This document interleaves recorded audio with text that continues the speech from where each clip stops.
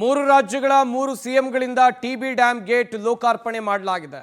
Gate number 18, 19, 20, 21 ಗೇಟ್ನ button ಒತ್ತು ಮೂಲಕ ಲೋಕಾರ್ಪಣೆ ಮಾಡಲಾಗಿದೆ. ಮೂರು ರಾಜ್ಯದ ಮುಖ್ಯಮಂತ್ರಿಗಳು ಇಲ್ಲಿದ್ದರು. 18, 19, 20, 21 ಕರ್ನಾಟಕ, ಆಂಧ್ರ, ತೆಲಂಗಾಣ ಮುಖ್ಯಮಂತ್ರಿಗಳು ಡ್ಯಾಂ ಗೇಟ್ ಓಪನ್ ಮಾಡಿದ್ದಾರೆ. ಕೇಂದ್ರ ಜಲಸಂಪನ್ಮೂಲ ಸಚಿವ CR ಪಾಟೀಲ್ ಲೋಕಾರ್ಪಣೆ ಮಾಡಿದ್ದಾರೆ. ಕ್ರಸ್ಟ್ ಗೇಟ್ಗಳ ಮಾಹಿತಿಯನ್ನ ಡ್ಯಾಂ ತಜ್ಞ ಕನ್ನಯ್ಯ ನಾಯ್ಡು ಕೊಟ್ಟಿದ್ದಾರೆ. 4 ಗೇಟ್ಗಳಿಗೆ ಒಬ್ಬೊಬ್ಬ ಪ್ರತ್ಯೇಕ ಅರ್ಚಕರಿಂದ ಪೂಜೆಯನ್ನು ಸಲ್ಲಿಸಲಾಯಿತು. ಪೂಜೆ ಬಳಿಕ ಟಿಬಿ ಡ್ಯಾಂಗೆ ಬಂದು ಮುಖ್ಯಮಂತ್ರಿ DK ಶಿವಕುಮಾರ್ ಕೈ ಮುಗಿದಿದ್ದಾರೆ. ಗಂಗಾಧರ ಸ್ವಾಮಿಗಳ ಫೋಟೋಗೆ ನಮಸ್ಕರಿಸಿದ್ದಾರೆ ಮುಖ್ಯಮಂತ್ರಿ DK ಶಿವಕುಮಾರ್.